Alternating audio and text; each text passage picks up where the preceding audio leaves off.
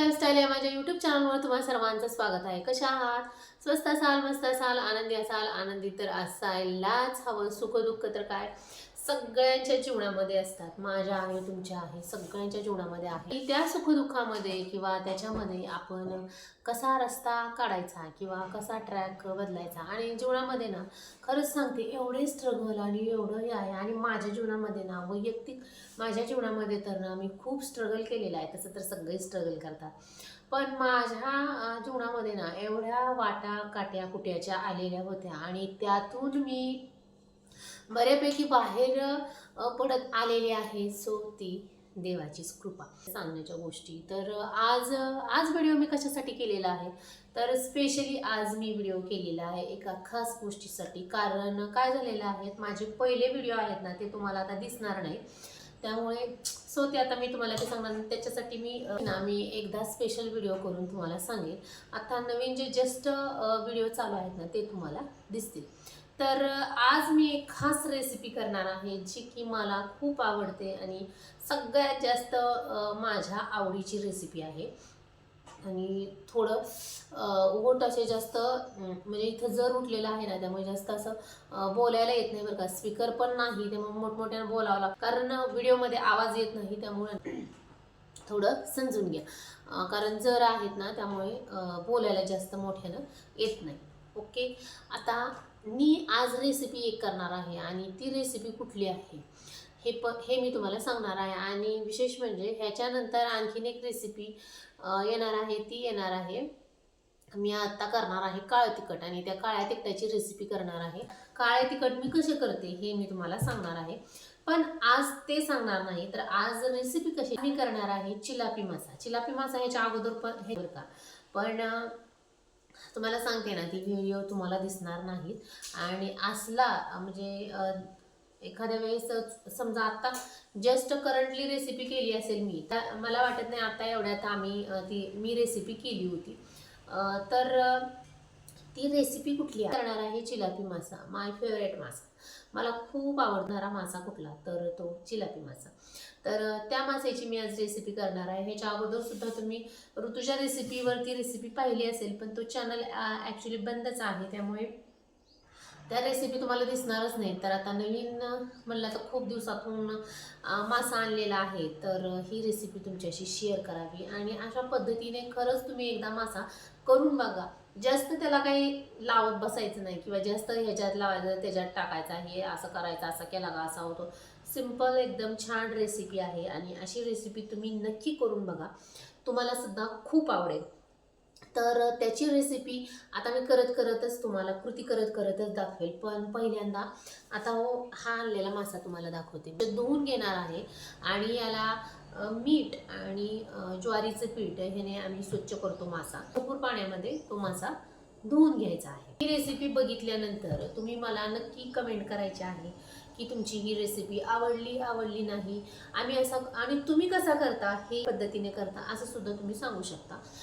तर ही मी जी सांगितलेली रेसिपी तुम्हाला जर आवडली तर मला नक्की तुम्ही खाली कमेंट करून सांगायचं आहे की तुम्हाला ही रेसिपी खूप आवडली किंवा आवडली नाही म्हणून सुद्धा सांगू शकता. बस कमेंट करून सांगा. आणि व्हिडिओला नक्की लाईक करायचं आहे, शेअर करायचं आहे, सबस्क्राईब करायचं आहे आणि बेल आयकॉन सुद्धा प्रेस. चला तर मग आता आपण रेसिपीला सुरुवात करू. आणि ह्याच्याबरोबर मस्त ज्वारीच्या भाकरी मी करणार आहे, ते सुद्धा सगळं मी तुम्हाला दाखवणार आहे.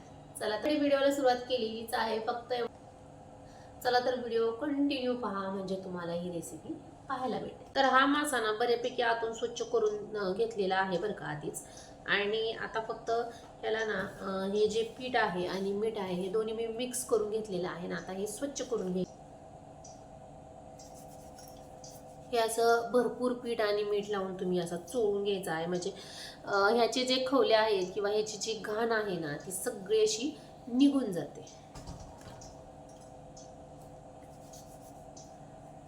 काटा वगैरे टोचण्याची शक्यता असते, तर जरा हे सावकाशच करायचं. आणि आतून सुद्धा सगळं पीठ मीठ वगैरे सगळं फिरवून घ्यायचं. आणि ही अशी घाण असते, ती घाण सुद्धा आपण काढून घ्यायची आहे. आणि हे धुताना निघतंच बरं का, जास्त तुम्ही धुचाल ना तेवढं जास्त ह्याची घाण वगैरे ना, ते घाण वगैरे ती सगळी निघून जाते. तुम्हाला आवडतात का मासे? आणि आता उन्हाळा लागायच्या अगोदर ज्याला मासे आवडतात ना त्यांनी सगळ्यांनी मासे खाऊन घ्या.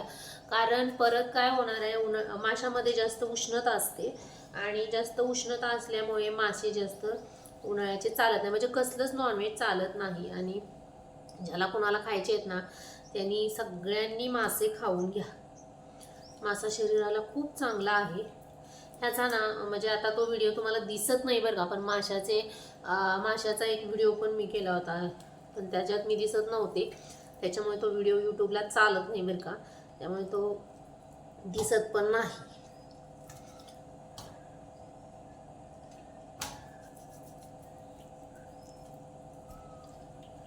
आणि माझ्या मुलांना तर ना अजिबात मासा आवडत नव्हता, तर आता काय झालेलं आहे, त्यांना मी शिकवले ना खायला, तर व्यवस्थित खातात. आणि मुलगी ना माझी तर एवढी छान मासा खाते ना, घरात आमच्या कुणाला इतका छान मासा खाता येत नसेल एवढा छान ती मासा खाते. कसं घरामध्ये खाणारे सदस्य असले तर आपल्याला सुद्धा खूप बरं वाटतं की करायला, आणि एकट्यासाठी करायचं म्हटलं तर ते नको वाटतं करायला.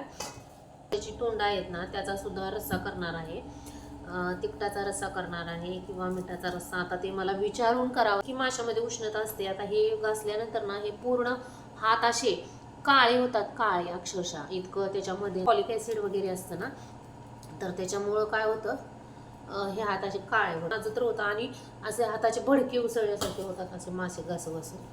मासे स्वच्छ करण्यापासून ते करायचं, हे सगळी फुल रेसिपी चांगलं घेऊन द्यायचं आहे.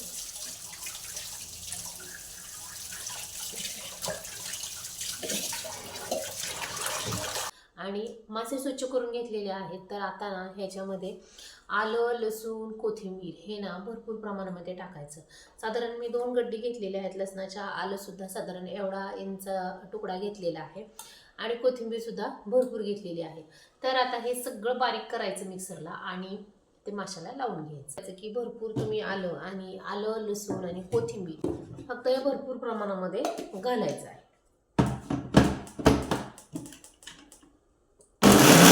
चांगल्या प्रकारे बारीक झालेले आहे, पेस्ट झालेली आहे, त्यामुळे त्याला ना चांगल्या प्रकारे लागून निघणार. चला तर आता लावून घेऊया.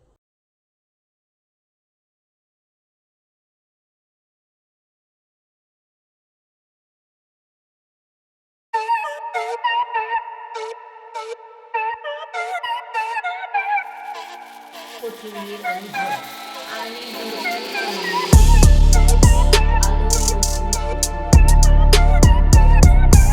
स्किप करून टाका, एवढं टाकायचं आणि हे चांगलं असं मॅरिनेट करायला ठेवायचं. आणि 2-3दा तुम्ही हे असं हलवायचं, आणि जेवढं तुम्ही हे खाली वर करचाल मिश्रण तेवढं त्याला व्यवस्थित लागणार आणि खूप छान मासे होणार, टेस्टीसुद्धा लागणार, विषयच नाही. तर आता हे 1 तास मी मॅरिनेट करायला ठेवते. आणि तर आता ह्याच्यामध्ये मी आलं, लसूण, कोथिंबीर आणि खोबरं घेतलेलं आहे, जे की मी आता रश्श्यासाठी वापरणार आहे. आणि आता रस्सा टाकून घेते आणि मग नंतर भाकरी करून घेते. मसाला केलेला आहे तो टाकून घेते. तेल तापलेलं आहे वरती. तेल सुटेपर्यंत चांगलं परतून घ्यायचं आहे. आणि मग नंतर तुम्ही त्याच्यामध्ये हळद, मीठ, काळं तिखट टाकून नंतर त्याच्यामध्ये पाणी ओतून घ्यायचं आहे आणि कोथिंबीर थोडीशी टाकून चांगला रस्सा उकळल्यानंतर माशाची तोंडे टाकायचे. तसं तर ना माशाबरोबर जास्त भाकरी लागत नाहीत बरं का, पण कसं असतं कुणाला रश्श्याबरोबर भाकरी लागतात असं पण असतं ना, आणि थोड्याच करायच्या, पण पटकन भाकरी करून घेते आणि मासा तळायला घेते.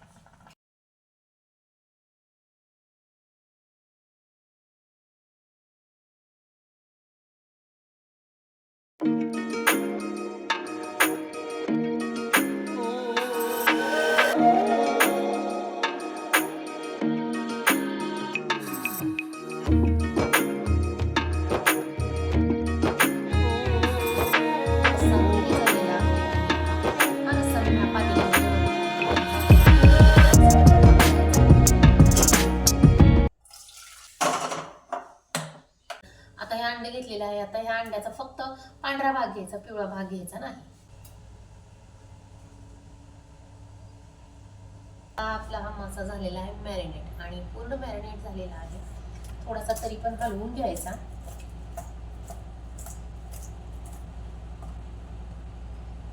तर जे पांढरं आहे ना त्याच्यामध्ये बुडवून मासा तळायला घ्यायचा.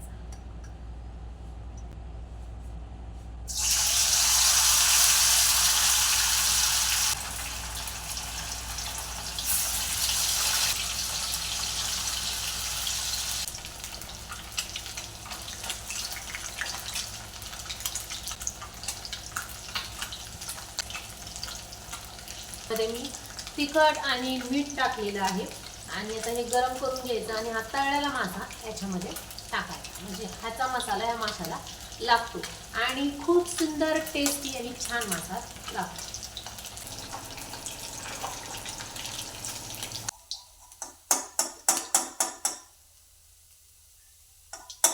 आणि हा आता मासा ह्याच्यामध्ये टाकतो आणि चांगला असा मसाला लावून घ्यायचा. त्याला थोडाच लागतो पण छान लागतो त्याचा मसाला. आणि हा झाला आपला आता फ्राय मासा रेडी. आणखीन तळायला टाकतो.